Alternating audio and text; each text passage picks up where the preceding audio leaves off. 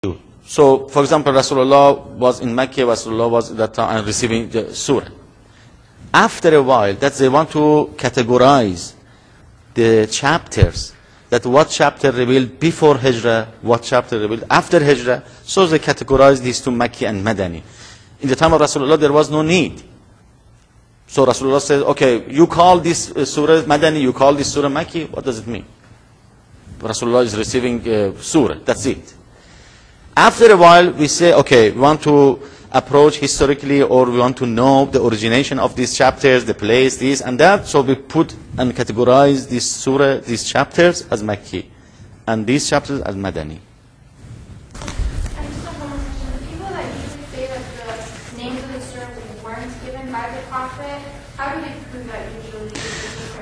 Okay, it's a big debate and big story about this.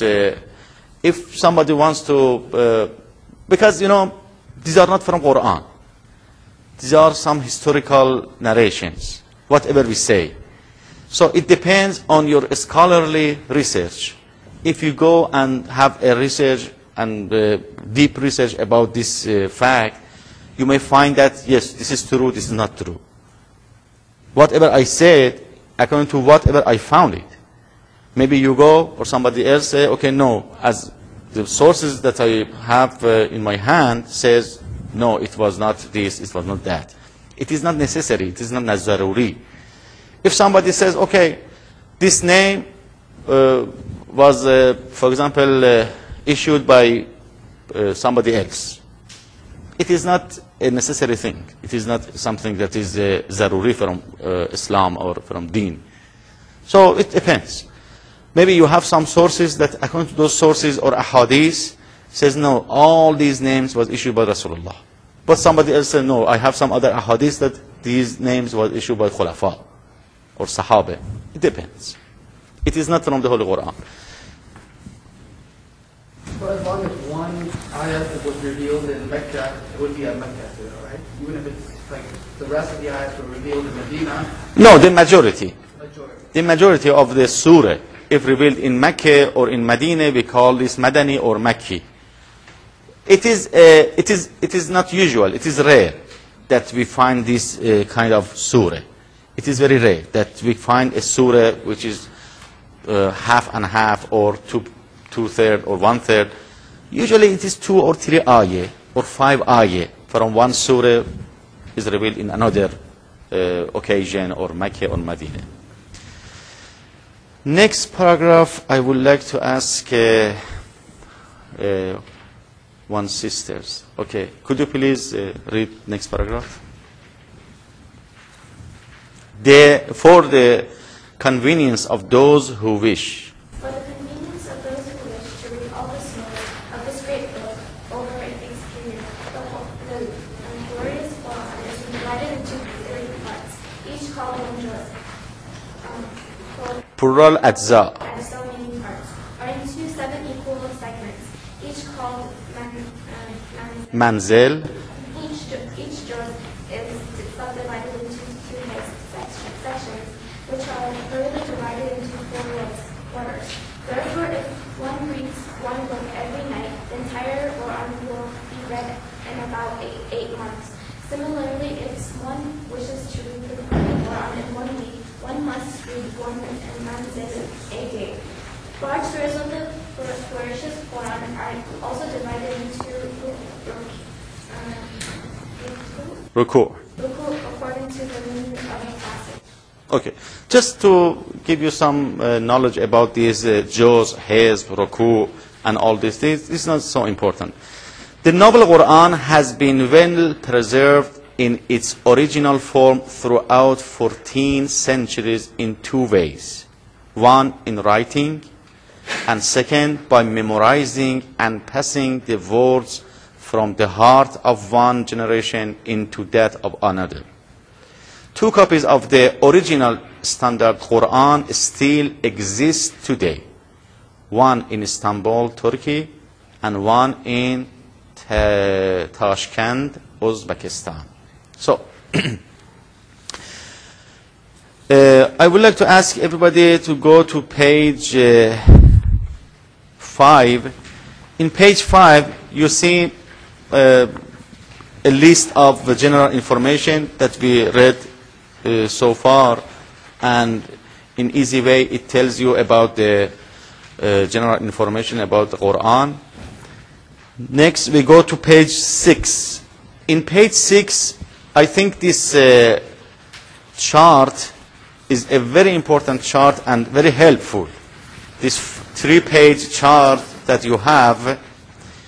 Yes. I had a question about the original Quran. Yes. How original is it? Like, does that mean that is the Quran since Prophet Muhammad's time, or like how original? Very good point. I don't go into details today because it takes time and I have to bring many sources here. But it's a very important discussion in Ulum al-Quran. When we go to second category, which we'll talk about Ulum al-Quran, one part of Ulum al-Quran is about the collection of the Quran.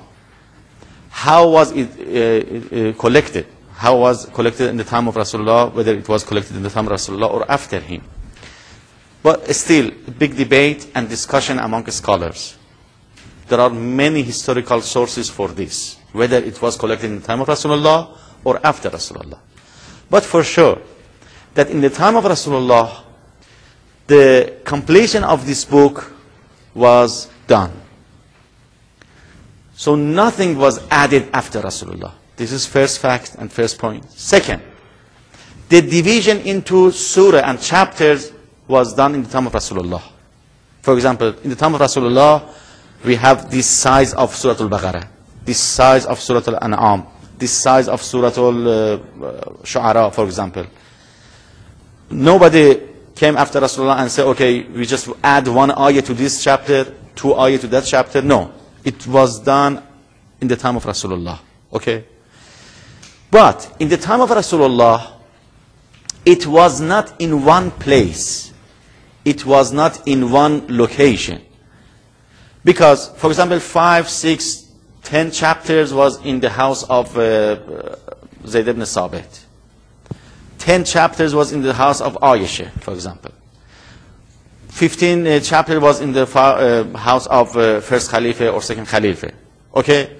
And it was easy at that time when they want to, because 90% of Sahaba were memorizing the Quran. So there was no need to refer to a book.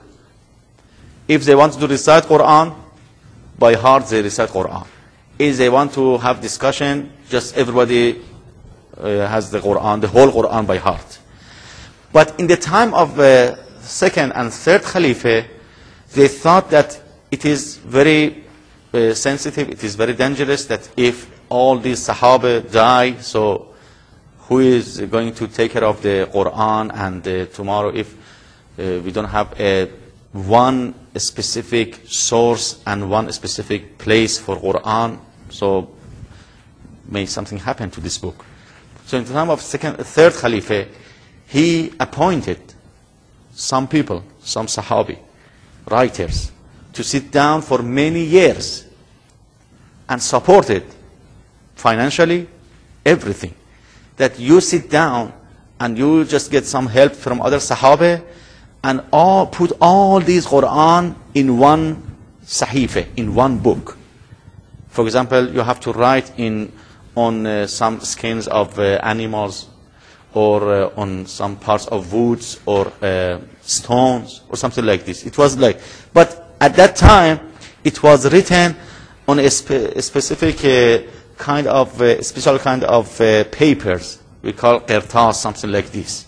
So they wrote all these books and chapters in one sahifa, and they made 2 or 3 copies. At that time there was no fax machine or some other things, so they have to write. So they wrote 2, 3 copies. They sent 1 copy to Syria, to Sham, 1 copy to Egypt, 1 copy to Khorasan at that time. Maybe that copy is in Tashkent right now. Maybe the copy that they sent to Sham or to Syria is in Turkey right now. And maybe the other copy is in some Western museum, we don't know. Maybe sometimes we'll find that, okay, it is in that museum or in that place. So we find those original copies from the Holy Qur'an that it tells us that there is no doubt about this book. Nobody can bring some doubt about this book, whether